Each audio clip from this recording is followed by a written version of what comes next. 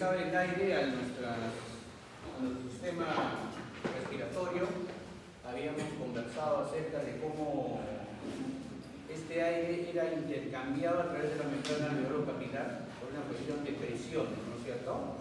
Si nos acordábamos que llegaba más o menos 159 milímetros de mercurio, 160 de aire atmosférico de oxígeno, al alveolo llegaba más o menos 100, 104 y pasaba a través de la membrana alveolo capilar por las 4 variables que vimos en la ecuación de flujo de gases, ¿no? Pasamos hacia los eritrocitos, ahora vamos a ver qué pasa ahí, y viajaba por los eritrocitos, pegaba la hemoglobina y las moléculas de oxígeno y se quedaba en lo que era el tejido, entonces le daba a las células el oxígeno y recogía el CO2.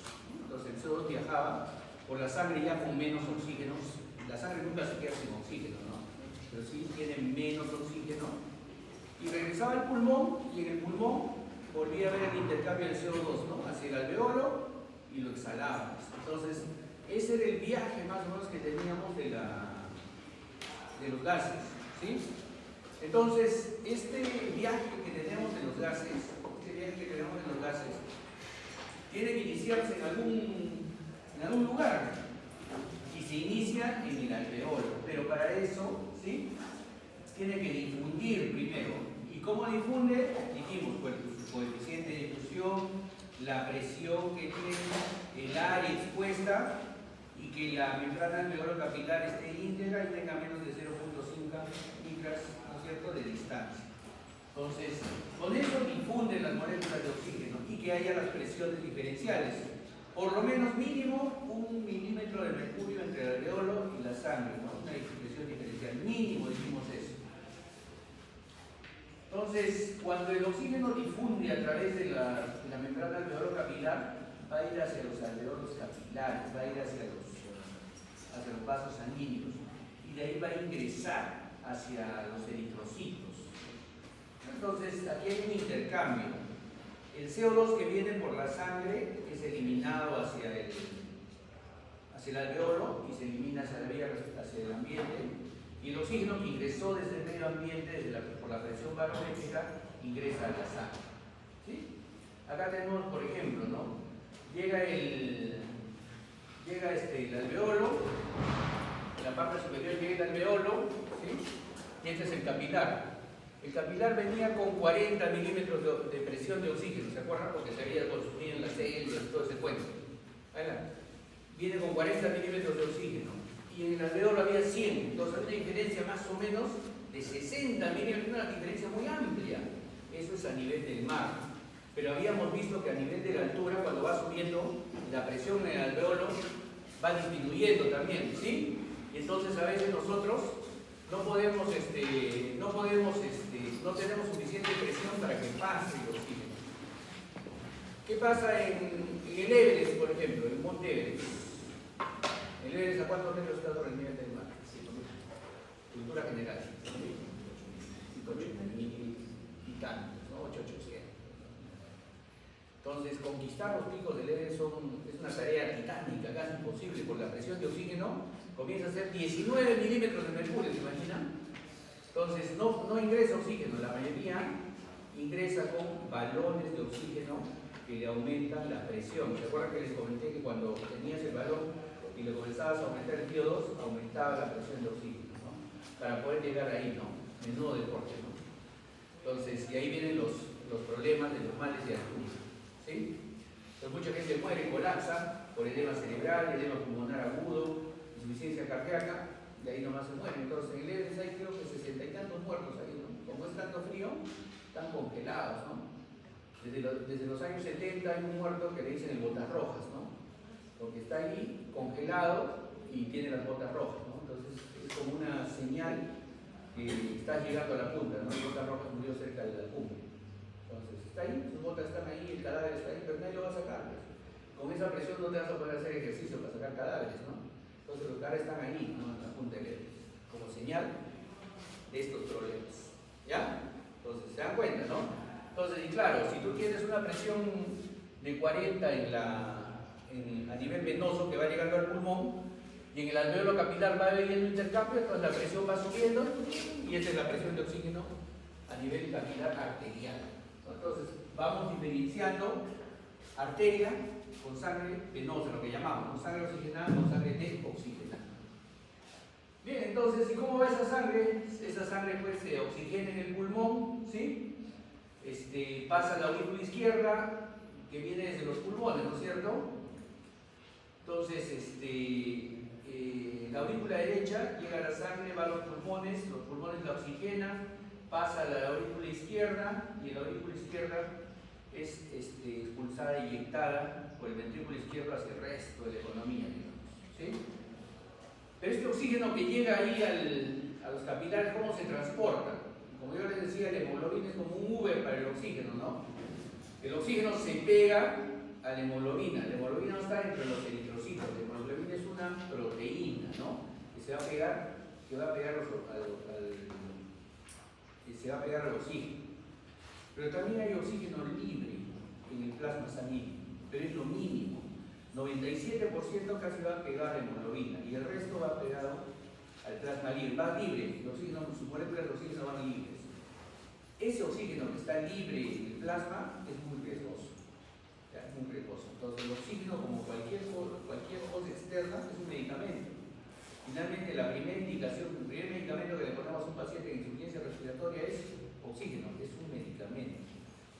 Y a veces le ponemos tanto oxígeno, que se pega la hemoglobina 100%, ¿y dónde va el resto de oxígeno que está en la sangre? En el plasma, nada libre en el plasma. Y a veces no es un montón de oxígeno que está libre en el plasma, y este oxígeno libre en el plasma lo que hace es generar radicales libres, inflamatorios, y entonces comienza a producir daño en el resto del organismo. Entonces tampoco es que el oxígeno, ya un paciente ya pone 100% de oxígeno, nada de aire, solo oxígeno.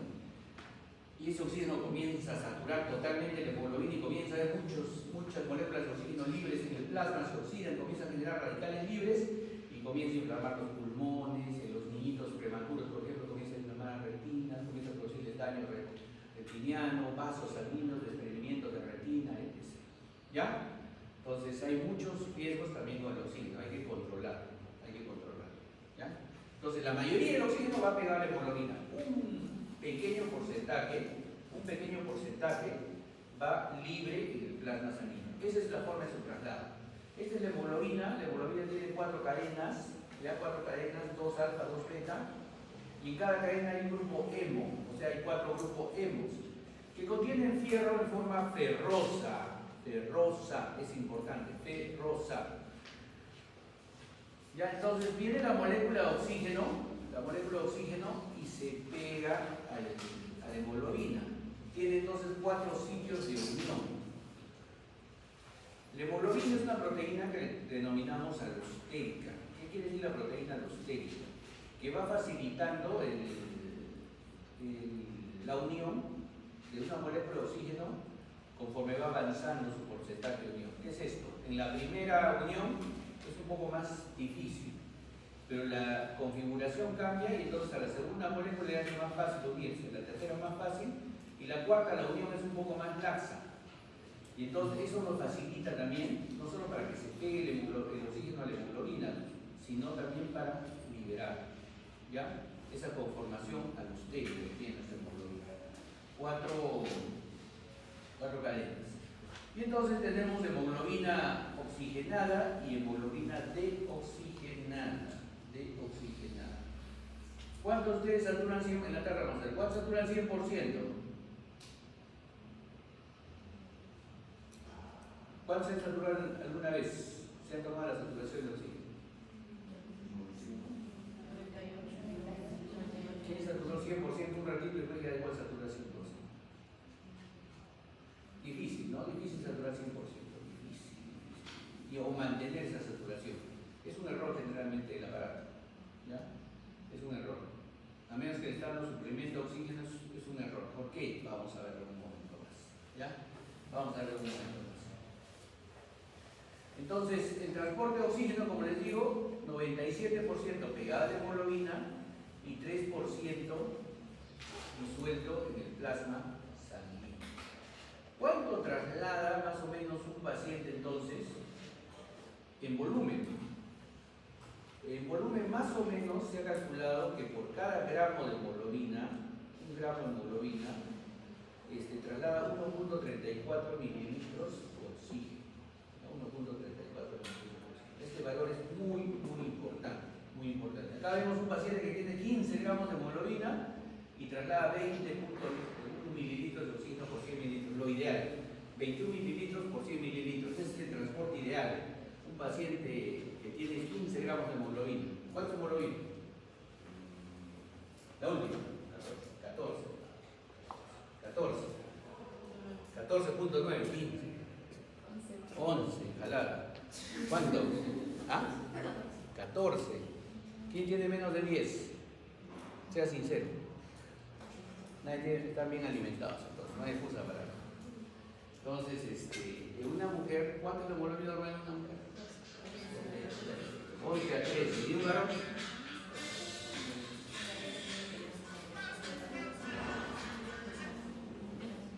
¿Y un varón cuánto?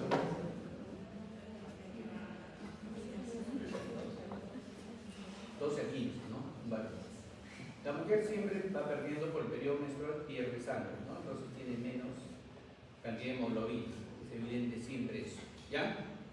Y la testosterona estimula la eritropoyetina y hace que se produzca, recuerden, fisiología, hace que se produzca más glóbulos rojos, ¿no? Entonces, esos son dos motivos por los cuales los varones tienen más hemoglobina que las mujeres, ¿ya? Entonces, pero ese 15 gramos lo alcanzamos pocos, ¿no? Van ustedes al colegio 325 en Viñani. Los chiquitos, ¿cuánto tienen hemoglobina? Los chiquitos, 9, 10, ¿no? 9, 10. ¿Transportarán los 20.1 mililitros que se requieren? 21 mililitros. 1.34 por 10 gramos de hemoglobina. ¿Cuánto es? 13.4 gramos. 13 gramos llevan. Ya 13.4 mililitros. Casi 8 puntos menos de lo que necesitamos, ¿cierto? Entonces, 8 mililitros menos. Vamos a ver la importancia entonces de la hemoglobina. ¿Ya? Vamos a ver la importancia de la cantidad de hemoglobina. El oxígeno se pega a la hemoglobina. Entonces, 1.34 mililitros aproximadamente. Van a encontrar que lo ideal es 1.39, ¿ya? Es lo ideal. 1.39, pero ¿por qué no es 1.39? Yo les cuento que es 1.34 porque tenemos CO2 circulante y más adelantito vamos a darnos cuenta de eso. Ese CO2 circulante también se pega un poco a la hemoglobina, ¿ya? Se pega un poco a la hemoglobina, entonces nos altera, por eso casi nadie tiene 100% de saturación, ¿ya? La mayoría tienen, ustedes a su edad deberían tener 96, 97, 95, 96, 97. Yo a mi edad debo tener 92, 94. ¿Ya? Entonces vamos cambiando. Entonces, si la saturación es 99, 97% en la sangre arterial y la sangre venosa, con 40 milímetros de presión de oxígeno satura solo 75%. ¿Qué quiere decir esto? Ya comenzamos una confusión, ¿no es cierto? O sea, hay dos valores, sí hay dos valores que se correlacionan, ¿ya? El oxígeno ingresa a nuestro torrente sanguíneo y se pega a la hemoglobina. Se pega a la hemoglobina.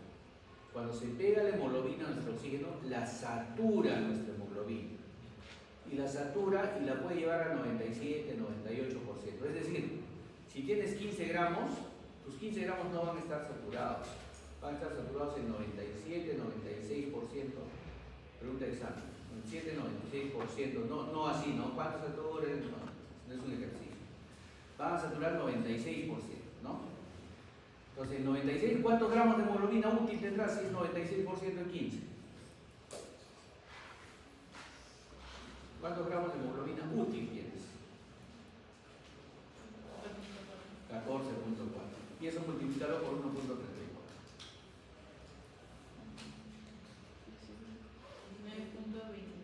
Ya, entonces no traslada los 20.1, sino 19.3 mililitros. ¿Ya? Y ahí vamos cambiando. Entonces, cuando saturas menos, vas transportando menos oxígeno. ¿Sí? Tu hemoglobina la libera y ya no tiene tanto oxígeno para transportar. Es decir, los pacientes que saturan menos de 90, 80, 85 están transportando menos oxígeno. Eso es lo que quiero que entiendan. Y la presión de oxígeno, es la presión total, lo que existe en el plasma. Pero ¿quién es el que transporta el oxígeno finalmente? ¿Quién suelta el oxígeno hacia los tejidos? La hemoglobina. Y el resto está transportándose, es decir, tú puedes tener 100 milímetros de presión de oxígeno, es decir, hay una buena cantidad de oxígeno en tu sangre, pero tu hemoglobina solo se satura 70, 80. ¿Ya? ¿Puede pasar eso? Hay circunstancias en las que pasa eso. Ahorita vamos a analizar. Sobre todo en pacientes críticos. Vamos a ver. Entonces, más o menos, la saturación arterial es 99, 97, 99. La saturación de oxígeno. Saturación, eso quiere decir el oxígeno que está pegado a la hemoglobina. Y la presión de oxígeno, que es la suma de lo que está pegado a la hemoglobina y el oxígeno libre en plasma, su presión de oxígeno es más o menos 100 milímetros de mercurio. Y en la sangre venosa saturas más o menos 75, y tu presión de oxígeno ya quedamos que era 40, ¿no es cierto? 40 milímetros. ¿Y dónde saco la presión de oxígeno? Ustedes iban a ser tigres porque ustedes tienen que entrar en el externo, tienen que ir y sacar la sangre, usar las arterias para sacar sangre arterial y poder sacar la presión de oxígeno. Esto se saca en agujitas especiales, no son simples. Se saca, se viene una máquina de gasometría que está ahí en emergencia. La mayoría de sitios solamente tú pones la gota y sale el valor y sabes cuánto es la presión de oxígeno del paciente. ¿Ya? ¿Y la saturación cómo la sacan? Con su dedito, ¿no? Saturas y ves la saturación y ves la correlación. ¿Qué pasa a veces? Como les decía, el interno viene, aquí, un segundo y me trae presión de oxígeno 45, 40, y el paciente está bien. ¿Qué puso? La vena, no puso arteria, puso vena, ¿cierto? Clarito te das cuenta, si te cubre el interno, sí, ¿no? Puso vena. ¿Ya? Entonces tiene que. Eso es una competencia procedimental que ustedes van a aprender con el tiempo. A todos nos parece imposible al comienzo. Entonces, la presión de oxígeno se va a correlacionar, tiene una correlación, esto es un cuadro de tu libro. La presión de oxígeno se correlaciona, presión de oxígeno, ¿qué quiere decir? Presión de oxígeno quiere decir en milímetros de mercurio, 50, 40, 50, 60, 70, 80, 100 milímetros de mercurio. La presión de oxígeno en la sangre se correlaciona con la saturación de la hemoglobina. Es decir, a más presión, salvo patologías muy extremas, a más presión hay más saturación. Cuando baja la presión de oxígeno, es decir, disminuye la cantidad de oxígeno en la sangre, baja la saturación. Entonces es una correlación. Y también se correlaciona con la cantidad de mililitros, con la cantidad de sangre de oxígeno que está circulando en la sangre por cada 100 mililitros. Entonces es una correlación que existe. A menos oxígeno, menos presión, menos saturación. A más oxígeno, más presión, más saturación. ¿Ya? Mejora la saturación. Y entonces, por ejemplo, ¿no es cierto? Lo que decíamos, al 97% de un paciente con 15 gramos, solo hay 19.7 mililitros de sangre que está circulando. Y en las venas, a 40 milímetros de mercurio, con 75% de saturación, circulan 14.4 mililitros. Entonces, llegamos a la conclusión bajo este precepto de que cuando la sangre arterial pasa por los vasos sanguíneos, pasa por los tejidos, le da a las células en total por minuto 5 mililitros de oxígeno. Eso es lo que requiere mínimamente nuestro organismo para sobrevivir. 5 mililitros. ¿Ya? Si eso entendemos, entonces vamos a estar contentos cuando hagamos nuestro tratamiento a nuestros pacientes y le vamos a poner oxígeno cuando lo requieran y no le vamos a poner, o no, si no lo requieren, no le ponemos oxígeno. Requieren 5 mililitros. ¿Ya? Yo les cuento esto porque yo soy anestesiólogo. Tenemos discusiones permanentes con los cirujanos cuando quieren entrar a operar a un paciente con 10 gramos de hemoglobina, 9 gramos de hemoglobina. Tiene 7 de hemoglobina, 7. Le digo, si es una super emergencia, entregamos, ¿no? A ver, pero saquen a 7 gramos de hemoglobina, saturando 95%, ¿cuántos mililitros transporta? A ver, saquen de 7 gramos, saquen la cantidad 95%. ¿Cuánto es 95% de 7 gramos? 6,75. Ya, y eso multiplicado por 1.34 es lo que cada gramo de hemoglobina transporta de oxígeno. 8,9. Entonces, ese paciente con 7 gramos de hemoglobina saturando en 5 transporta 9 mililitros. 9 mililitros de oxígeno. ¿Sí? 9 mililitros. ¿Cuánto requieren las células para sobrevivir normalmente al minuto? 5 mililitros. Y el otro está así, al debe, ¿no? 9 con 5, 5 y le da. Su sangre ya no se satura tanto, pero lo que cambia total cuando lo llevan a sala de operaciones es que los anestésicos lo vasodilatan al paciente y entonces tu corazón comienza a latir más rápido y entras en un estado hiperdinámico. Y entonces vamos a ver ahorita cómo cambia el requerimiento de oxígeno en el estado hiperdinámico. ¿Ya? Entonces 5 mililitros por minuto requieren las células para hacer su trabajo normalmente, hacer su ciclo de Krebs y todo eso. ¿Ya? ¿Estamos de acuerdo, no? O sea, ¿se entiende dónde salen los valores? Eso es lo que quiero saber. ¿Se entiende? O sea, lo que me interesa es que lo razonen. ¿Sí? ¿Se entiende? No hay dudas, ¿no? Miren, ¿eh? Entonces, llega la sangre oxigenada y le pasa sangre a las células, ¿no? 100 contra 40 entre el oxígeno fácil. Y entramos y oxigenamos. ¿Cuántos mililitros? 5 mililitros por minuto. 5 mililitros por minuto. Ya no hay duda, no hay ninguna duda, ¿no? Entonces llega la sangre arterial, la sangre oxigenada del corazón, llega y se mete en los vasos arteriales, llega a las células solo tienen 40 milímetros de mercurio de oxígeno. ¿Por qué tienen tan poquito? Porque ya lo consumieron en el ciclo de Krebs, ¿no? Ya lo consumieron. Entonces hay que reponerles. Entonces, como es 100 contra 40, fácil, pasa. No hay problema. 45 contra 40 pasa. Caso contrario es el CO2. El CO2 se produce, ¿no? Es parte del catabolismo celular. Y entonces, como el calor produce CO2, perdón, el CO2 al contrario, el CO2 produce calor. El CO2 es parte del catabolismo. Entonces, el CO2 pasa a la sangre venosa, 46 contra 40, la sangre que viene del pulmón. Y entonces sale normalmente, sale. ¿Ya? Entonces 46, y como es más difusible, 24 veces más difusible, 46 lo mantiene en 46 la sangre venosa. ¿Sí? Entonces, cuando tú sacas un gases en sangre, si es una sangre arterial, más o menos tienes que encontrar un valor entre 95 y 100 de oxígeno y entre 35 y 45 de CO2. Bueno, puntos. ¿Ya? Bueno, puntos. Y entonces ya sabemos de dónde vienen los gases en sangre. Ahora sí ya sabemos. Sí, ¿no? Ya entonces ahora sí ya sabemos de dónde vienen los gases en sangre. ¿Y cómo se van a alterar? Ahorita vamos a ver cómo se van a alterar. Entonces, y acá es el CO2 al revés, ¿no? La curva inversa, lo que es la curva inversa, ¿no? El CO2 va llegando a los pulmones con 46 y comienza a expulsarse, ¿no? Llega a los pulmones con 46 y así como recibió oxígeno, elimina CO2 y en lugar de ir como el oxígeno de la curva en el pulmón, sube la presión de oxígeno, ¿no? En el pulmón baja la presión de CO2 hasta 40. ¿Por qué? Porque lo exhalamos, lo vamos a eliminar. ¿Ya? Lo vamos a eliminar.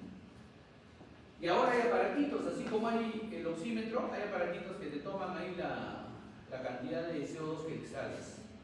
Y debe estar entre 35 y 45 lo que exhalas. Estos valores se expresan en un aparatito que se llama capnógrafo.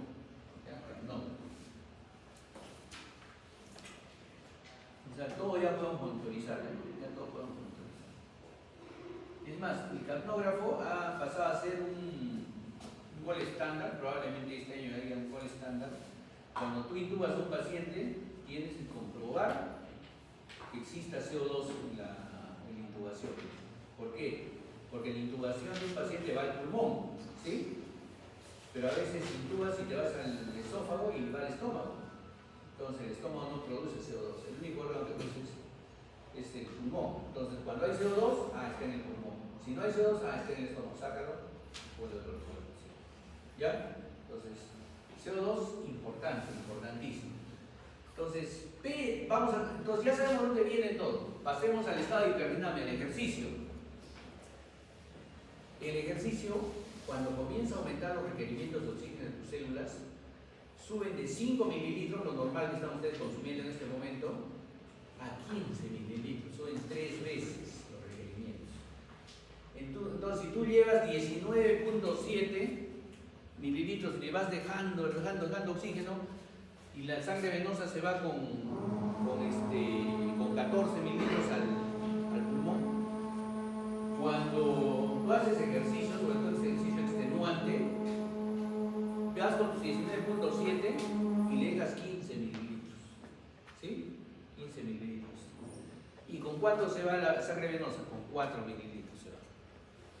¿Y cómo recupero el oxígeno? Nuevamente, si estoy yéndome con tan poquito oxígeno por la sangre venosa, porque comenzamos a hiperventilar, ¿no? Cuando estamos haciendo ejercicio, respiramos más rápido, entonces entra más ventilación pulmonar, que es lo primero que habíamos visto en la primera clase de respiratorio, más ventilación pulmonar, ¿no? Entonces vamos a respirar.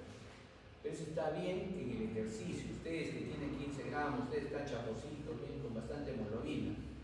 ¿Qué pasa con un niño que tiene 10 gramos de hemoglobina y que lo ponen a jugar fútbol en la valla? 10 gramos de hemoglobina, 10 gramos y satura 95%. ¿Cuánto será su? A ver, 10 gramos, 95% de 10 gramos, 9.5 gramos, ¿no es cierto? Ya 9.5 gramos por 1.34 mililitros. 12.5. Cuando lo ponen a jugar fútbol, libre, chico, comienza a jugar fútbol. ¿Qué pasa? Llegas a pasar los 15 mililitros, estás en déficit. Entonces, dos cosas: o corres despacito, te mides porque comienzas a sentir la falta de aire, ¿sí? O te desmayas, ¿no? Entonces ahí tienen ustedes, en el colegio, en el desfile, en tal sitio se desmayaron 15 personas, en el colegio, no sé, se desmayaron tantas personas, ya saben la razón ahora, ¿no es cierto?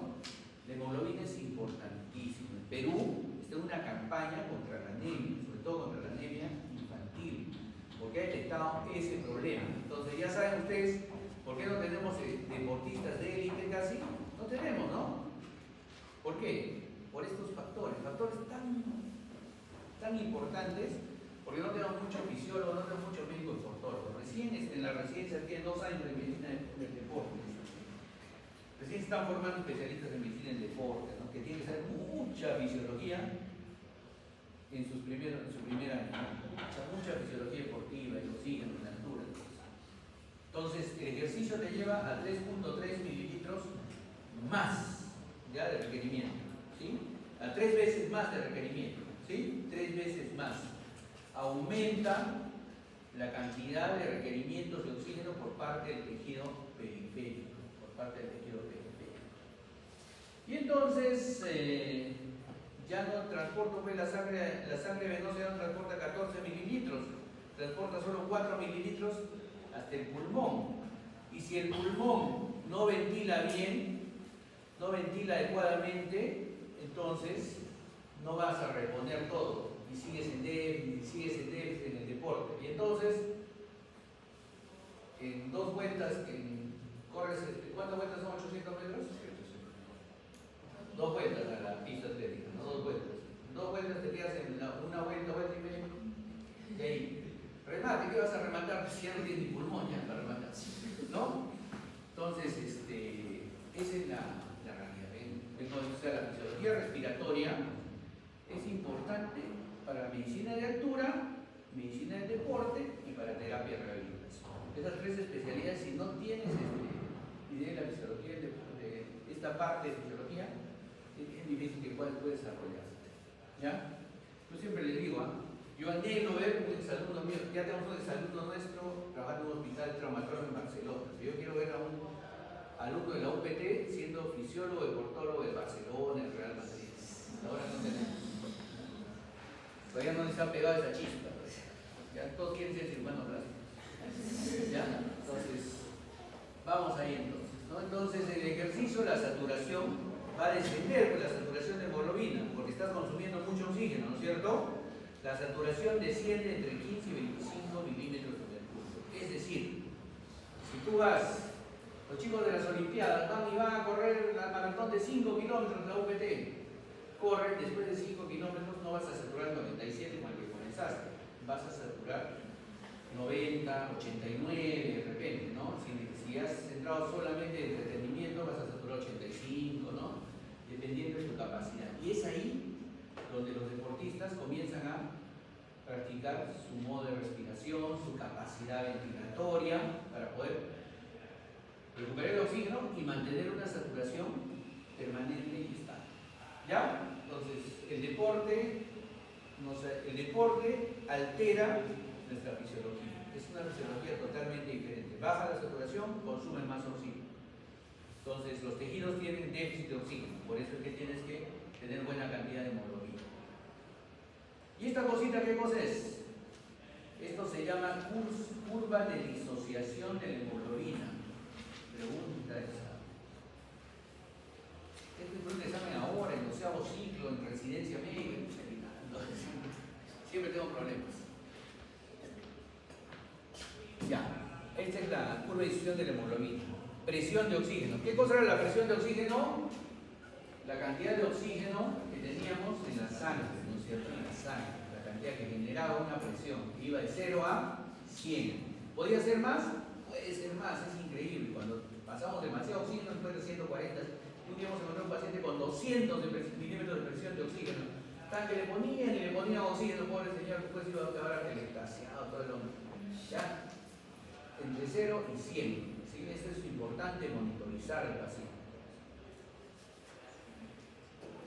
Y esta es la saturación de la hemoglobina, que dijimos es la cantidad de oxígeno que se pega a la hemoglobina. ¿Ya? Entonces, ¿y por qué tiene esa curva sigmoidea? Esa curva sigmoidea nos va a relacionar, o sea, si tú pulsas y sacas tu presión de oxígeno y le tomas tu saturación, haces tu correlación. ¿Ya? Fácil en todos los hospitales actualmente. ¿Qué pasa? Fíjense, ¿cuándo satura 100% el paciente? ¿Cuándo satura 90%? ¿Cuándo satura 90%? ¿Cuándo tiene saturación 90%? Que les dije el borderline para poner oxígeno no a un paciente. ¿Cuándo satura 90%? ¿A qué presión de oxígeno?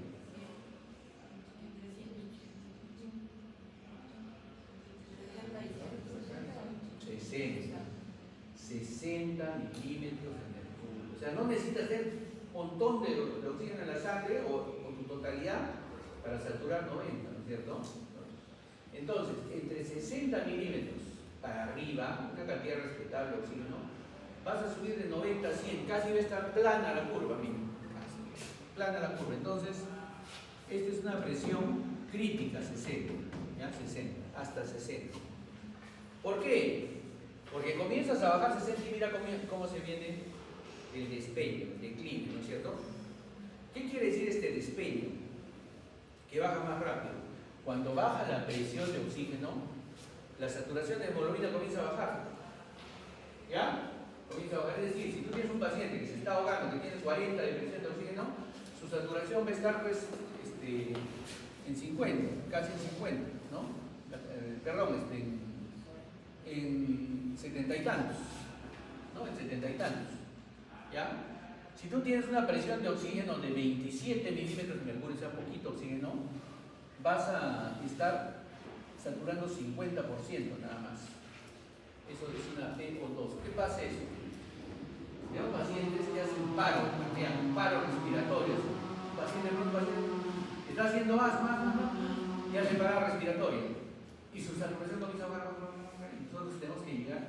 Cuando llega a 50, estamos acá. Miren cómo está bajando la saturación de la hemoglobina. ¿No? Es cuando falta el oxígeno. Menos de 60 es la presión crítica. Y la P50 significa que está saturando 50% a una presión de 27 milímetros. ¿Ya? Entonces, ¿quién te da la presión? La cantidad de oxígeno que tienes. ¿Qué es la saturación? la cantidad de oxígeno que se pega a la hemoglobina. Es decir, si tú no tienes oxígeno, la hemoglobina comienza a soltar el oxígeno para que se oxigene lo más rápido que puede las células. ¿Sí? Va soltando y entonces va bajando su saturación. ¿Qué les dije del fenómeno alostérico? Primero es más difícil, segundo, tercero, cuarto más fácil, pero es el más laxo, ¿no? Es el que normalmente nosotros le damos a las células. ¿Sí? Le damos, pero cuando tengamos una disminución de oxígeno, la hemoglobina comienza a soltar la segunda, la tercera molécula, hasta la cuarta vez la suelta, ¿no? Queda sin oxígeno. ¿Está entendido este concepto? ¿Sí? De presión de oxígeno y concentración de hemoglobina y saturación de hemoglobina. Curva de disociación de la hemoglobina. Pregunta de examen. Así venga fácil la pregunta, ustedes tienen que estudiar la curva de disociación de la hemoglobina. Todo estudiante de medicina decente tiene que saber la curva de disociación de la hemoglobina. O sea que el sábado que se van de huelga van a repasar su curva de disociación de la hemoglobina. Quien no sabe se toma un trago y así, ¿ya? Entonces todos aprenden.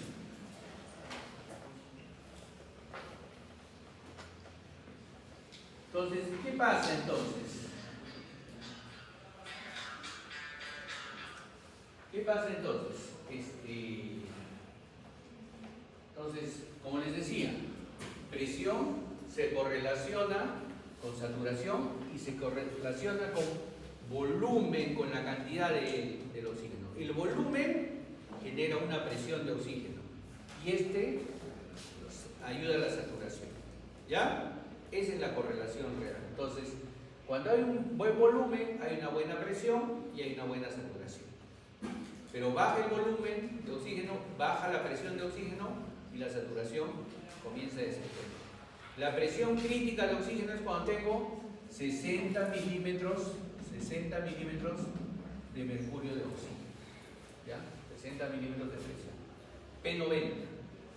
Menos de 90 comienza el despeño, o sea, la hemoglobina comienza a liberar rápidamente el oxígeno, lo libera y comienza a perder saturación. Ya no está saturada, porque comienza a liberar porque tiene un poquito volumen de oxígeno. Eso es lo que deseo que entiendan. ¿Ya? Baja la presión porque baja el volumen, baja la presión de oxígeno, menos de 60 y entonces la hemoglobina dice, no, falta oxígeno, ¿qué hago? Libero. Y entonces como estoy liberando ya no va a estar saturado pues, el 90, va a comenzar a saturar 80. Está liberando.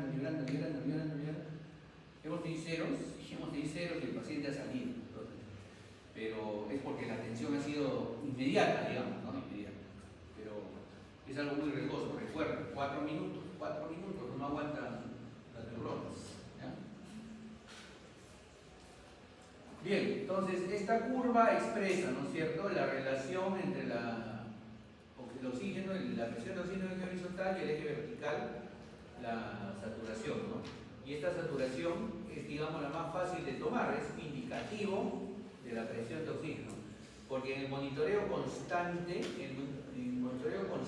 nosotros tenemos la presión de oxígeno, la saturación de oxígeno con un monitoreo constante obligatorio en todas las unidades clínicas. ¿Ya? Entonces la saturación nos va a orientar, si comienzas a bajar menos de 90, 80, 85, no, acá a bajar la cantidad de oxígeno, a bajar la presión. ¿Cómo le subo? ¿Cómo subo la cantidad y la presión de oxígeno? ¿Qué le doy a ese paciente que ha bajado 80, de menos de 90? Oxígeno suplementario. Entonces ya van a aprender después canulita, mascarita, tubo, ¿ya? Entonces van a aprender a darle suplemento de oxígeno. Lo que quiero que ustedes sepan ahora, que menos de presión crítica, menos de 90, quiere decir que ha bajado el volumen, ha bajado la presión y necesito recuperarlo. ¿Cómo lo recupero? Con oxígeno suplementario. ¿Ya? Oxígeno terapia. Eso no es tema en nuestro curso, así que... Pero sí lo van a aprender después, no se preocupen. Entre la presión entre 100 y 70 o 60 es una zona plana, pues no es una zona plana donde prácticamente ya solo aumenta la saturación entre 90 y 100. Pero luego menos de 60 comienza una curva, ¿no? Que es una curva descendente. Yo le llamo el despeño porque menos de 60 comienza a liberarse demasiado oxígeno por parte de la hemoglobina. Esta S se se llama S-sigmoidea. Entonces, las presiones del oxígeno atmosférico alteran las presiones del oxígeno tisular y alteran la curva también de la distribución de la hemoglobina, ¿no es cierto? El oxígeno atmosférico puede variar, la presión de oxígeno atmosférico puede variar, pero puede variar la cantidad de oxígeno que necesitan nuestras células. No puede variar, siempre vas a necesitar 5 mililitros por minuto, ya no varía. Entonces, tú tienes que hacerle llegar eso. ¿Cómo le haces llegar? En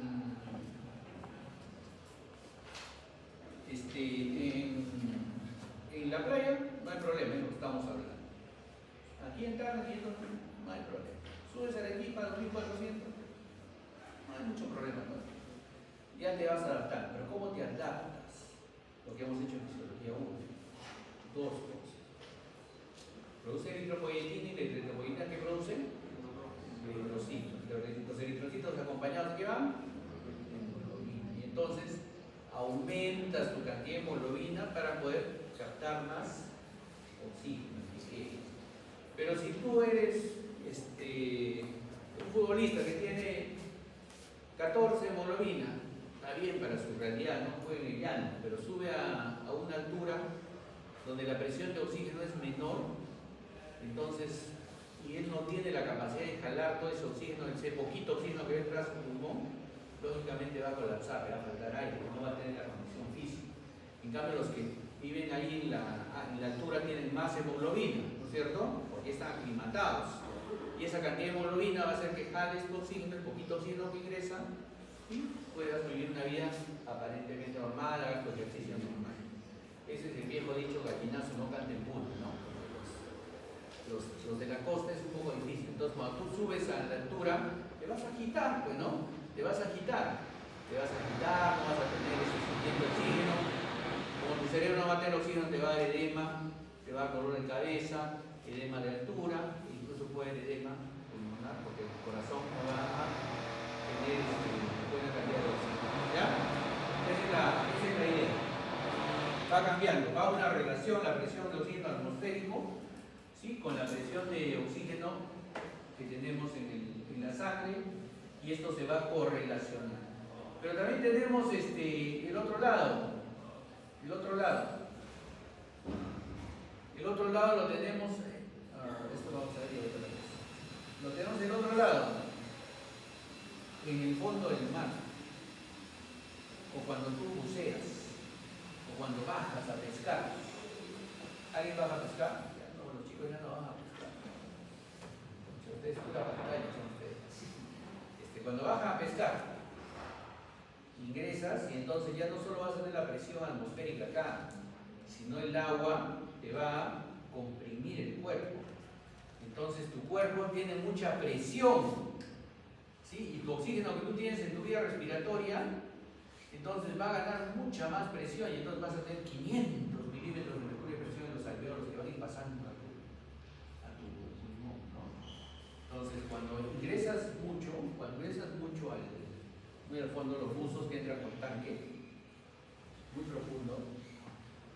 Entonces, mientras más profundo vas, más presión hay con tu cuerpo, más comprimen tus alveolos, más presión de oxígeno existe y va pasando más.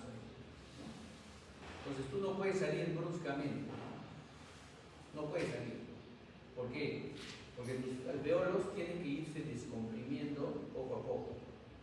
¿Para qué? Para ir bajando esa presión que tienes en los alveolos poco a poco.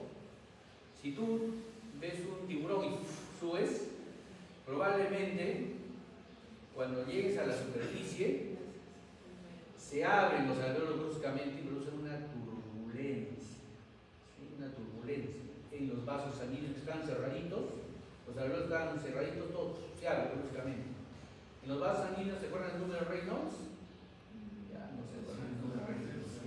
El número de Reynolds, que era la circulación sanguínea dentro del vaso, ¿no es cierto? Más pegado, el centro iba más rápido, iba pegado como un río, ¿no? Y los de la orilla más lento. Pero iba iban así. Entonces, cuando tú lo vas comprimiendo, el vaso sanguíneo entra así. Y tú lo abres bruscamente, porque sube rápido, porque estás asustado. ¡Fum!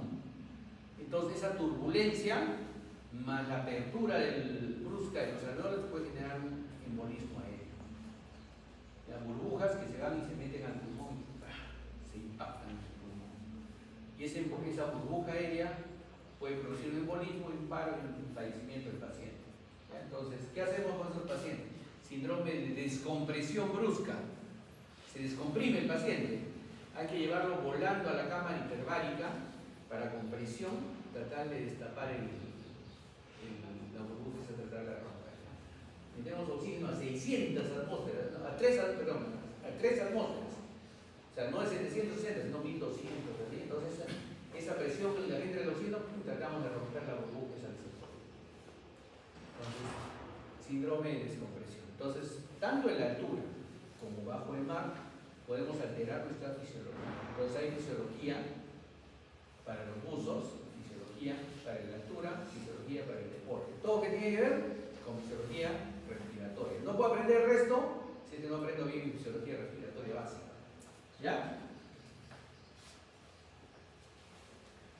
Y entonces la parte superior está plana, la parte se va alterando, es muy poca variación entre 90 y 100 mililitros, o sea, de 90 y 100% de saturación, 60 a 100 mililitros de presión, es muy poca la variación. Varía cuando viene esta parte de la baja de volumen. Y entonces, ¿algunas enfermedades alteran? Sí, sí alteran. Vamos a tener dos enfermedades. La hemoglobina va a soltar más rápido el oxígeno cuando tengo un CO2 aumentado, hidrogeniones aumentados, aumentan la temperatura o disminuye el 2,3-difosfoglicerato, que es una proteína que está en la hemoglobina, ¿sí? Que se encarga de la liberación de oxígeno. Entonces, cuando aumenta o disminuye el 2,3-difosfoglicerato, entonces mi hemoglobina, mi curva de disociación de la hemoglobina se va a ir hacia la derecha. ¿Qué significa que viene hacia la derecha? ¿Qué significa que viene hacia la derecha? Significa que cuando yo estoy en una acidosis, aumento el CO2, aumento mis hidrogeniones, aumento mi temperatura, mi organismo requiere más oxígeno, la hemoglobina se altera y comienza a liberar más oxígeno, ¿ya? Más oxígeno. Cambia este proceso cuando tú estás en una alcalosis. ¿Cuándo es una alcalosis? Cuando tu CO2 disminuye, tus hidrogeniones, o sea, el radical ácido, disminuye. Cuando entras en hipotermia, ya aumenta el 2,3-difosfoglicerato. Entonces, ¿qué pasa ahí? El oxígeno se queda pegado a la hemoglobina y no libera los tejidos. No libera los tejidos. Y cuando pasa eso, entonces tu organismo también comienza a entrar en alteración metabólica. Entonces tenemos la curva de disociación de la hemoglobina por estos 4 factores básicamente. 4 factores grandes básicos, que varias enfermedades pueden llevar de estos 4 factores. Se altera o se pega hacia la derecha o se pega hacia la izquierda. Se pega hacia la derecha cuando liberas mucho oxígeno, comienzas a liberar todo tu oxígeno. ¿Cuándo pasa esto? Aumenta el CO2, es decir, no estás respirando bien, estás entrando en ácido respiratorio. Aumentan los hidrogeniones, estás entrando en acidosis metabólica. Aumenta tu temperatura o disminuye tu 2,3-difosfoglicerato en los glóbulos rojos. ¿Y cuándo se pega a la izquierda? Es decir, retienes el oxígeno y no le das oxígeno al organismo. Cuando entras en el proceso contrario, en alcalosis, disminuye tu CO2, disminuye tus hidrogeniones, estás en hipotermia o aumenta tu 2,3-difosfoglicerato. Entonces, hacia la derecha o hacia la izquierda. Ya, en los dos, hacia la derecha, liberas mucho oxígeno.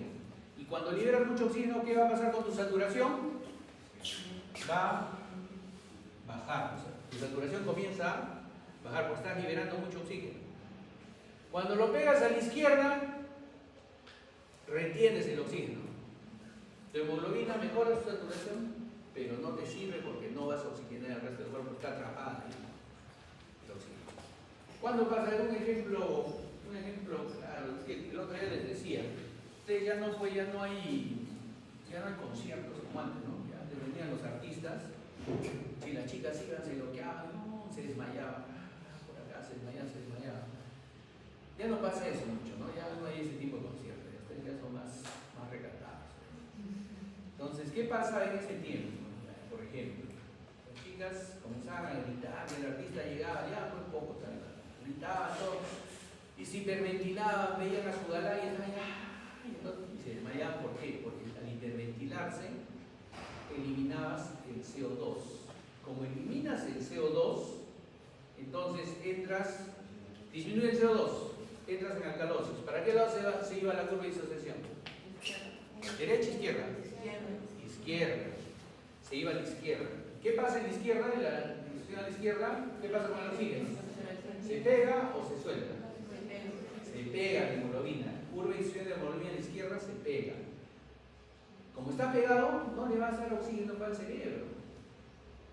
No le das oxígeno al cerebro. Y como no le das oxígeno al cerebro, más el fenómeno de vasoconstricción y la alcalosis. Llega menos sangre y encima está el oxígeno pegado. El cerebro entra en un apagón. Y se desmayaba.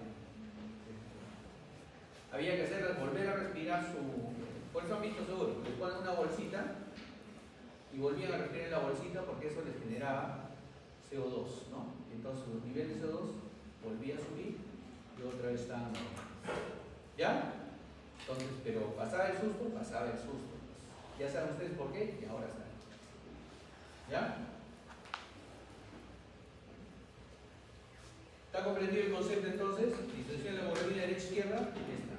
Desviación derecha, desviación izquierda.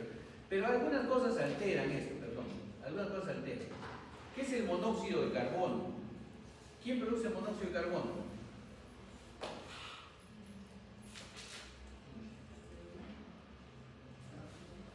¿Quién produce monóxido? Los motores. Por eso, los motores. Entonces el monóxido se pega la hemoglobina en una unión indestructible, y entonces comienzas a perder el oxígeno, porque ya el oxígeno no puede pegarse a la hemoglobina. Y entonces el paciente sin oxígeno se duerme y ahí nomás se muere, ¿no? Entonces, cuando se quieren suicidar los chicos, se sientan en el carro, cierran todo el ambiente, cierran el carro y lo prenden el carro. Listo, y los encuentran rojitos, chapositos y dormidos. Muerte dulce le llaman eso. Pero también pasa que a veces, ¿no han visto en la llegada? Entran a un pozo, están limpiando el pozo con la motobomba, que es un motor que libera CO2, y es un espacio cerrado, se llena de monóxido, se pega su hemoglobina, ya no va a haber oxígeno para su cerebro, se duermen, dejan de respirar. Listo, se acabó la vida. ¿Cómo lo tratamos? Si lo encontramos todavía con signos, primero si lo vas a rescatar, tienes que ponerte oxígeno, ¿no? Tu máscara, todo para no respirar solo monóxido. Lo sacas y hay que ponerle oxígeno a presión, bolsearle hasta tratar de liberar, porque el monóxido se pega a la hemoglobina y no se pega. Ese es un caso especial. ¿Ya? Ese es un caso especial. Otro caso especial es cuando por algún problema hay una methemoglobina y el fierro se vuelve férrico. Cuando el fierro ferroso es el que capta el oxígeno, ¿no? Si es férrico no lo va a captar el oxígeno. ¿Ya? Eso lo ve el hematólogo sobre todo. Cuando le ponemos plasma, eritropoyetina, glóbulo rojo, nada, no mejora. Entonces lo pasamos, les hacemos sus bioquímicos exámenes especiales y vemos que a veces está mal alguna parte del metabolismo. El CO nos altera pues totalmente, el monóxido de carbono, ¿no? El monóxido no es CO2, es CO nada más, se pega y es indisoluble la unión. Y el oxígeno, la hemoglobina le gusta más el monóxido que el oxígeno, ¿ya? Es más afín. Listo, entonces, ¿qué es el efecto Bohr? El efecto Bohr es cuando aumenta o disminuye el CO2, y esto quiere decir que si aumentas o disminuyes, o te pega más la hemoglobina, el oxígeno se pega más en la hemoglobina, o se libera más el oxígeno. La distribución a la derecha, cuando aumenta el CO2, liberas más oxígeno. Cuando disminuye el CO2, el oxígeno se pega más a la hemoglobina. Eso es en resumen el efecto Bohr. ¿Ya? Entonces, es muy sensible al pH. Al aumentar el CO2, aumenta el pH y te hace más ácido, ¿no? Disminuye el pH y te hace más ácido. Entonces, las células para utilizar el oxígeno requieren ATP, ADP, ¿no es cierto? Las células nunca deben ser a más de 0.5 micras, ¿sí? Y es importante el flujo sanguíneo.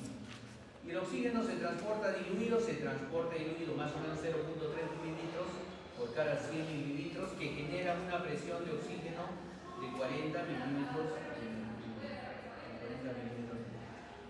Ese es el oxígeno, el CO2 es más cortito. Y si transportamos CO2, ¿cómo lo transportamos? El oxígeno es pegar la hemoglobina disuelto en el plasma, listo. Y todas sus alteraciones. ¿Y el CO2 cómo llega hasta el pulmón para ser eliminado? El CO2 es un poco diferente, ¿ya? Es un poquito diferente. El CO2 es un compuesto, no se transporta casi pegado a la hemoglobina, ¿no? Como hemos visto, solamente 20% se transporta unido a la hemoglobina, carbamino hemoglobina. Por eso es que no tenemos 100% de saturación. ¿Ya? Por eso es que no tenemos 100% de saturación. Aparte, en circulación pulmonar vamos a tener por qué no tenemos. Y el 10% en el plasma y el 70% se transporta en forma de bicarbonato, Entonces, el transporte del oxígeno, del CO2, el CO2 se une, al salir de la célula, se une al agua. Y el agua más CO2 más anhidrasa carbónica forman ácido carbónico. Y la misma anhidrasa carbónica libera un hidrogenio que está circulando y crea un ion bicarbonato. Y ese ion bicarbonato va a ir hasta el pulmón. Y en el pulmón ese ion bicarbonato, ahora por favor esto de la anhidrasa carbónica tienen que memorizarla, porque las siguientes semanas hacemos renal y ya tenemos que saber bien cómo se forma el ion bicarbonato y el ion hidrogenio. El ion hidrogenio está en la sangre, nos regula el pH, ¿no? El ion hidrogenio es un radical ácido. Y el ion bicarbonato es una base, ¿no? Y el ion bicarbonato va hasta el pulmón. Y en el pulmón nuevamente se junta, por la anhidrasa carbónica, nuevamente se junta el hidrogenio en el pulmón. Y se escinde en CO2 más agua. El CO2 se libera y el agua sigue la circulación en el plasma sanguíneo. Entonces se juntan, se sueltan, se juntan, se sueltan. ¿Ya? La cuestión es que el CO2 se junta con el agua, forma ácido carbónico. Ese ácido carbónico, por la anhidrasa carbónica, libera un ion hidrogenio y un ion bicarbonato. Viajan hasta el pulmón. En el pulmón se vuelven a juntar y se vuelven a liberar CO2 y agua. El agua, la molécula de agua sigue con el plasma sanguíneo y el CO2 pasa la barrera alveolar capilar y se elimina hacia el espacio hacia la luz. ¿Ya? Entonces, esa es la forma en que el ion bicarbonato, pero también el oxígeno puede ir disuelto en el plasma. El CO2 va disuelto en el plasma, solo 0.3 mililitros en el plasma. Entonces ahí tenemos más o menos cómo se transporta, ¿no? El CO2 más agua forma ácido carbónico y luego se liberan y se forma ion bicarbonato y ion hidrogenio. La hemoglobina es nuestro principal buffer para toda la hemoglobina. También amortigua esos iones hidrogenios, los amortigua. Y el ion bicarbonato viaja por el torrente sanguíneo. Llegan al pulmón. En el pulmón el ion bicarbonato se vuelve a unir a ese hidrogenio. Este hidrogenio, ese ácido carbónico, se vuelve a romper en molécula de agua y CO2. La molécula de agua sigue su trayecto y el CO2 se elimina por la vía respiratoria. Aparte de eso, como le digo, una parte va pegada a la hemoglobina y una parte va libre en el plasma sanguíneo. Esa parte que va pegada a la hemoglobina evita que tengamos 100% de saturación. ¿Sí? hidrasa carbónica es una enzima que es la que nos permite este movimiento, ¿no? Es rápida, en milisegundos altera toda la formación. Ya, estoy entonces, pero acá hay un efecto también. Hay un efecto que también vamos a combinarlo. Así como hay efecto Bohr en relación a la elevación o disminución del CO2 para liberación o retención de oxígeno, el efecto Aldán es lo contrario. ¿Sí? Si aumenta o disminuye la concentración de oxígeno, ¿sí? A más oxígeno, menos CO2. A menos oxígeno, se va formando más CO2. ¿Ya? Entonces, ese es el efecto Aldán. Entonces, Bohr y Aldán tienen que ir en un equilibrio perfecto. También, pero en esta clase ya han hecho 3 preguntas de examen, ¿no es cierto? Porque van a ir 3 preguntas. ¿Ya? Esta clase es importante porque esta clase nos va a orientar en fisiopatología respiratoria y posteriormente en clínica la oxigenoterapia. ¿Ya? Efecto Bohr y efecto Aldán. Listo. Vamos a comentar un poquito nada más, hasta que nos haga el tiempo, 10 minutos, de circulación pulmonar, ¿ya? Porque es importante, porque si no va a faltar.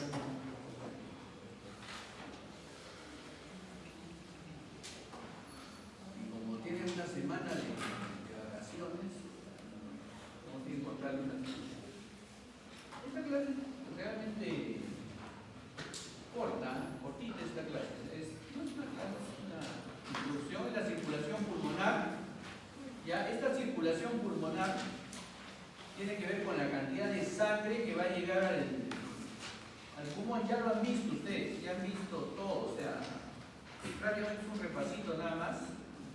Es importante, ya hemos visto cómo van llegando las 4 partes, hemos visto, ¿no? Cómo va llegando desde la ventilación, el intercambio, transporte y respiración celular. Pero ¿cómo va llegando todo eso? ¿Cómo va llegando toda esa sangre? ¿Cómo va circulando? Gracias a la integridad de la circulación pulmonar. La integridad.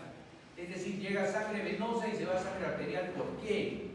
Porque nosotros tenemos 2 circulaciones. Es un concepto un poco ya antiguo, ¿no? Lo hemos partido el corazón en 2, ¿no? Tu corazón derecho y tu corazón izquierdo. Así te lo deja tu ex, partido el corazón, ¿no? Entonces, tu corazón derecho, llega la sangre que viene del oxígeno. ¿Cuánto de saturación? 75%. ¿Cuánto de presión venosa? 40, acuérdense, jóvenes, ¿ah? Ahora ya con uso de razón venimos, ¿no? 75 y 40. Llega al pulmón, y en el pulmón, el alveolo, ¿cuánto era la presión? 100 contra 40, el oxigenado, ¿sí? El oxigenado. ¿Y de CO2 cuánto llegaba acá? 46. De acá 40 y pasaba al alveolo y salía. Cuando tú respiras, ahí encuentras el CO2. Y se iba por el ventrículo izquierdo, por la vena pulmonar entraba a la aurícula izquierda, presión de oxígeno 95, 100 más o menos, y presión de CO2 40 de nuevo, ¿no? Y entonces se iba esto hacia el resto del organismo, ¿sí? Entonces, a grosso modo es la membrana alveolar capilar con intercambio, ¿no? Entonces, esa es la circulación pulmonar, acá, aquí. Entonces, ya han visto con el doctor Gordillo, vieron circulación capilar, bien, ¿no? Pero es la circulación capilar sistémica, Esta es la circulación capilar pulmonar. Importante, importantísimo. Ahora fíjense, miren, se suponía que acá tiene una presión auricular ventricular. Acá tiene una presión capilar, ¿sí? Y como todo es por presiones, porque ahora en la sangre es hemodinamia, todo es presiones, todo es hidráulica, entonces esta presión llega aquí, de vena pulmonar, llega aquí, no estoy dando valores todavía, llega aquí a la aurícula y se supone que esta presión de aquí debe vencer a esta presión de aquí para que pueda avanzar, porque si esta es mayor, se estanca la sangre, ¿no es cierto? Y ahí viene lo que ustedes seguro han conversado: insuficiencia cardíaca izquierda, insuficiencia cardíaca derecha, ¿no? Entonces, ¿dónde nace la insuficiencia cardíaca izquierda? Acá. Si es que la presión es muy alta, no va a poder botar su sangre capilar pulmonar. Y entonces va a comenzar a quedar. ¿Ya? Y me hace un edema. Entonces, eso es lo que quiero más o menos que comprendan. Esa es la parte importante de la circulación pulmonar. Es la parte importante. ¿Ya? O sea, el juego de presiones. O sea, si no hay más presión de un lugar al otro, no va a avanzar la sangre. No va a avanzar. Que podemos adaptarnos, van a ver más adelantito que puede haber cierta adaptación fisiológica. Pero es importante que nosotros estemos con el conocimiento, ¿ya? Entonces la función del ventrículo derecho básicamente es llevar la sangre hacia el pulmón, ¿no es cierto? Y en el pulmón encontramos resistencia capilar, resistencia arteriolar. Es decir, la presión del ventrículo derecho debe ser mayor que la presión del capilar pulmonar. ¿Para qué? Para que pueda avanzar normalmente. Y el capilar pulmonar tiene que tener más presión que la aurícula izquierda para que la sangre avance. Muy aparte de eso, siempre, como han visto ustedes ya en el capilar sistémico, con el doctor Gordillo, siempre la presión del capilar va a generar que salga un poquito de líquido, ¿no? Un poquito de líquido fuera del vaso sanguíneo. Y ese poquito de líquido no lo puede tener en el pulmón no tiene líquido. Entonces, ese poquito de líquido lo absorben los vasos linfáticos del pulmón, ¿ya? Y se lo lleva luego el pulmón, ¿ya? Lo llevan fuera del pulmón, que también lo llevan la aurícula. Entonces, y en el pulmón también, debido a esto, hay dos preceptos que tenemos que tomar, que ya les comenté la otra vez. El pulmón en la punta respira mejor, pero no tiene circulación. Y en la base, el pulmón tiene mejor circulación, pero no llega mucho oxígeno. En el medio es donde básicamente nosotros respiramos, ¿no? Arriba y abajo es un poco problemático por esos fenómenos de presiones de líquidos y presiones de gases.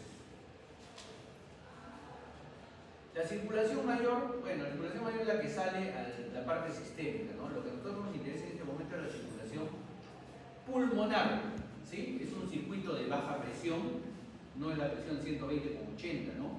Todas las presiones son bajas, tiene baja presión, baja resistencia.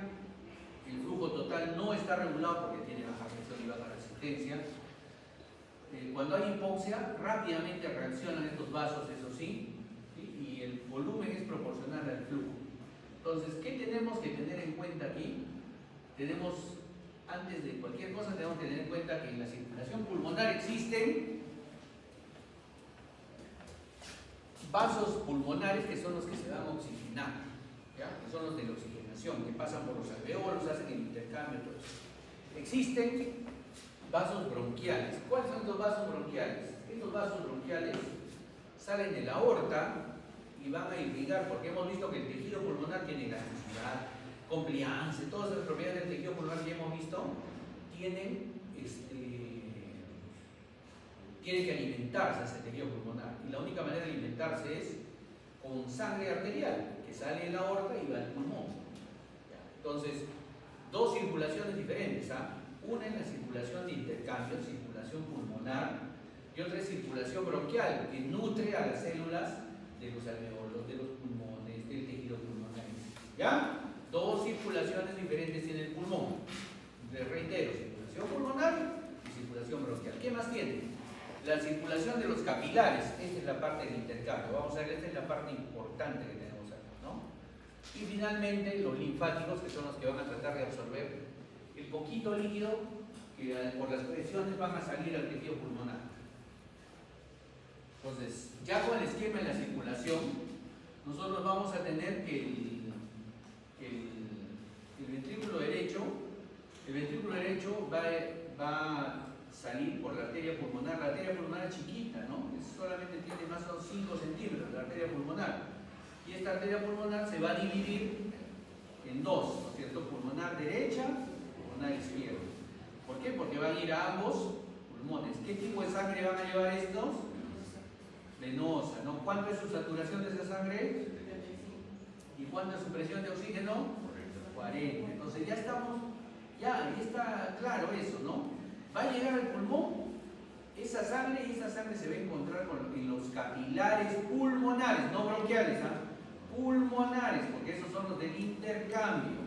Esa sangre que va del corazón hacia el pulmón entra a la circulación pulmonar. ¿Y para qué entra a la circulación pulmonar? Para hacer el intercambio de oxígeno, el intercambio gaseoso, ¿no? Entonces, cuando llega el capilar, ¿sí? Entonces vamos a encontrarnos en el capilar, que nos encontramos con una presión. Y acá vamos a trabajar con esto. La presión sistólica del ventrículo derecho es 25 milímetros de mercurio. Es de baja presión, ¿sí? Pero necesitas por lo menos un milímetro de mercurio para que avance la sangre, ¿no es cierto? Para que avance la sangre. La presión sistólica de la arteria pulmonar es 25 milímetros de mercurio. Su diastólica es 8. O sea, una presión media de la arteria pulmonar, ya no el ventrículo, que es 25. La arteria pulmonar tiene 15 milímetros de mercurio, ¿sí? Y la presión del capilar pulmonar es 7 milímetros de mercurio. ¿Cuánto era el sistémico? ¿Se acuerdan? Que hay que acordarlo, porque ahora hacemos pulmonar, después hacemos renal, ¿eh? O sea, miren la fisiología cómo va. Entonces es 17, ¿cierto? Entonces 7 milímetros de mercurio es la presión del capilar pulmonar. Entonces vamos de 25 en el ventrículo derecho, 15 en la arteria, 7. Entonces la sangre avanza, ¿no? ¿Por qué? Porque acá hay más presión que ahí, pues, ¿no? Y eso que la circulación derecha es de baja presión, ¿no? Pero va avanzando la sangre. Entonces hasta ahí la sangre avanza, no hay problema. Es sangre venosa, ¿no? Sangre con baja saturación. Pues. Este es un esquema donde nosotros vamos a llegar, porque no llegamos nosotros a leer nuestra presión izquierda, pero sí llegamos a leer nuestra presión derecha. Antes le poníamos todavía ponemos un catéter acá, en la yugular, ¿no? Y le pasamos el catéter por la aurícula derecha, aurícula izquierda, y llegábamos hasta el capilar. Perdón, aurícula derecha, ventrículo derecho y hasta el capilar. ¿Ya? El capilar. Entonces, íbamos la vena yugular, aurícula derecha, vena cava, aurícula derecha, ventrículo derecho, arteria pulmonar, capilar pulmonar. Y a esa puntita del capilar pulmonar, hasta ahí no va a llegar el catéter, ya no llegaba más. Se llamaba presión en cuña, porque estaba en la cuña capilar pulmonar. Íbamos así, entonces, desde 25, más o menos 25, la presión media era 15, ¿no? ¿Sí? Llegábamos 15, 25, el ventrículo derecho, 15 la arteria pulmonar, 7 el capilar pulmonar. Iba bajando así. ¿Ya? Iba bajando.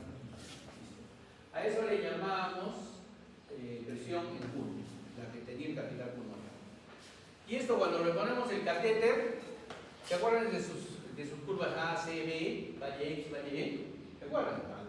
De la aurícula, de su presión venosa, ¿no? Eso lo vemos, le ponemos el catéter y nosotros le ponemos y le vemos un monitor y vemos igualito la curva así y ustedes dicen, ¿cuánto es la presión venosa central? ¿Para qué nos sirve eso? Para ver la cantidad de sangre que llega a la aurícula derecha, ¿no? Y vemos si el paciente está muy sobrehidratado o poco hidratado. Todo eso ahí en monitores, o sea, no tenemos ya nada de grandes. En mis tiempos de alumnos, le poníamos el catéter, éramos muy pioneros, ¿no? Le poníamos el catéter y poníamos un cloruro, le poníamos acá una cinta métrica, le echábamos al paciente y le veíamos con una cinta métrica, su presión venosa. Ahora ya es bonito, todo más bonito. La técnica también ha mejorado, ¿no? Ya antes lo hacíamos al ojal nomás, ¿no? Ahora lo hacemos con ecografía, todo lo hagamos, ¿no? Entonces, todo va cambiando, vamos modernizando. Pero básicamente los valores no van a cambiar, no hemos evolucionado, estamos evolucionando muy poco, ya de casi 1000 años evolucionamos, o sea, seguimos siendo los mismos todavía. Entonces ya tenemos la presión, y en la aurícula izquierda la presión es más o menos 2 milímetros de mercurio cuando está acechado, con un margen de 1 a 5 milímetros de mercurio. Eso quiere decir que si venía con 25, 15, 7 y si tengo 5 en la aurícula, sigue avanzando la sangre. La sangre pasa a la aurícula izquierda oxigenada, pasa al ventrículo izquierdo, 120,80, se va. ¿Qué era presión de enclavamiento, presión de cuña? La presión de capilar, ¿ya? Entonces, hasta ahí está comprendido cómo va la circulación pulmonar, ¿no es cierto? Cómo va avanzando, ¿sí? Entonces, así avanzamos con esas presiones, ya mucho la presión, y entonces ahí un esquema ya en general, ¿no? Cómo va haciendo, ¿no? El ventrículo derecho, ahí estamos con el catéter, ¿no? ¿Hasta dónde puede avanzar con el catéter? Sí, hasta el alveolo, hasta el capilar pulmonar nomás avanza, no avanza más. Y cuando sale el ventrículo izquierdo, por la aorta se va al tejido pulmonar y tenemos un capilar sistémico, ¿sí? Entonces ahí está clarito, capilar pulmonar y capilar sistémico. Todo tiene que ser en base a presiones y a concentraciones de oxígeno, todo, ¿sí? ¿Podemos monitorizar todo? Todo lo podemos monitorizar. ¿Cómo sé la presión de acá? Le tomo la presión nomás por la presión del ventrículo izquierdo, ¿no? ¿Sí? ¿No? O ahora existe el ecodoppler y entonces veo ventrículo izquierdo y ventrículo derecho. Ahí está. No me hago tanto lío con el catéter. Por eso el catéter ya lo usamos, el que va hasta a la presión de cuña ya no va mucho, ¿ya? Pero sí, nuestro catéter hasta la aurícula derecha sí va. ¿Ya? Entonces, como les digo, ya las cosas van evolucionando, van evolucionando. ¿Y cuánto de sangre más o menos,